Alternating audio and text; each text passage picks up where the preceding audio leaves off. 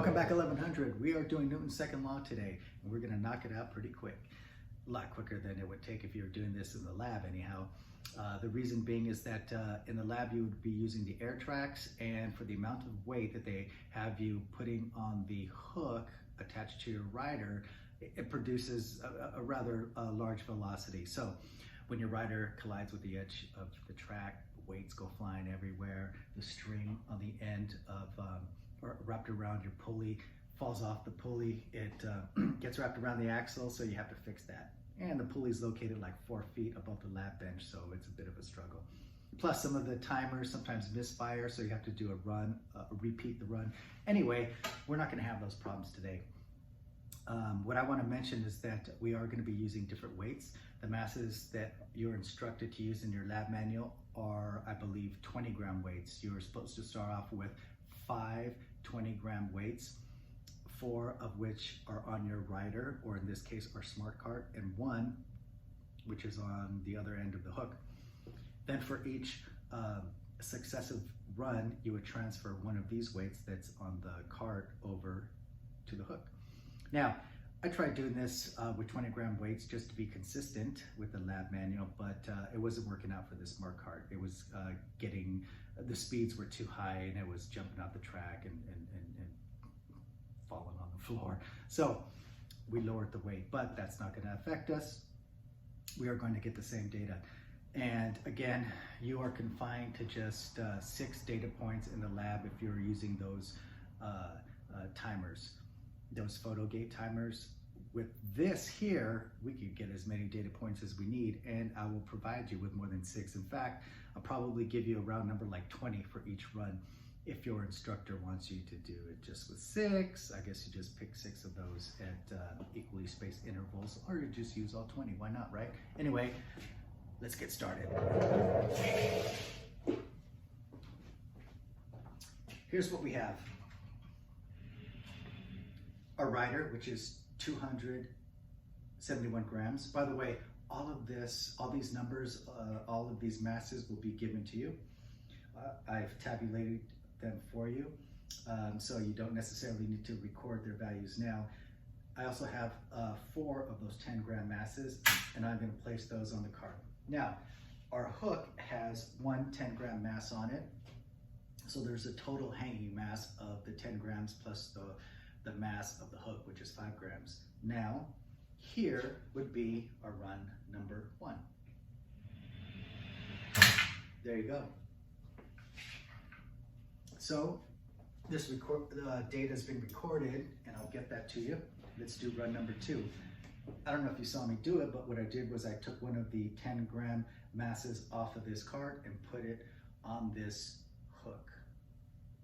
Run number 2.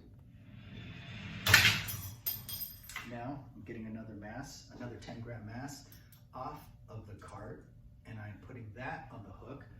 This string fell off the pulley. I put it back on the pulley, and we are going for our next run. So technically, the hook should not be swinging. If it was swinging, well, let's do the run.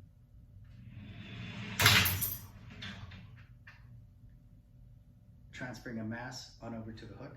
Like I was saying, if it was swinging, your graph would look a little bit funky or perhaps confusing. And the reason being is that the force providing the motion on your cart wouldn't be constant, it would be sinusoidal.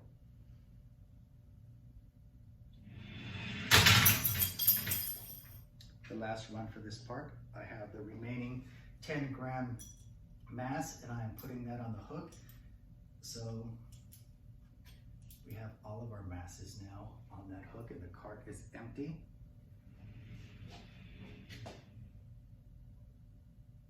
And here is the last run. Now, I saw a section in your lab manual headed something like more data.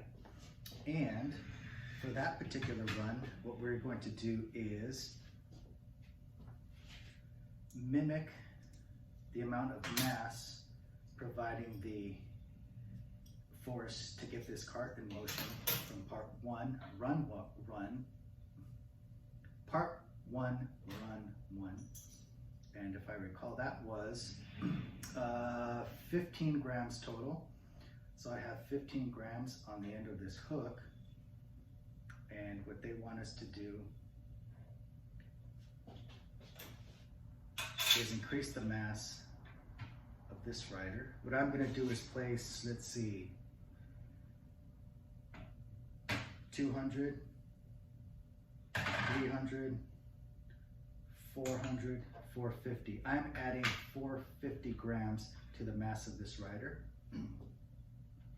And this would be the data for that, I guess, second part of your lab manual, which they call more data.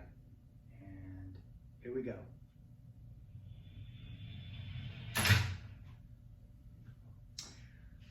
That's it. We're done with this lab. Each of these individual runs has been recorded. What I will do is I'll take a section of that data. Section meaning I'm not going to give you data after it collided, of course, with the edge of this cart. I'll just give you data for the run while this cart was in motion. So you'll have 6 different tables of data. The first 5 are for part 1, run 1, 1, 2, 3, 4, and 5.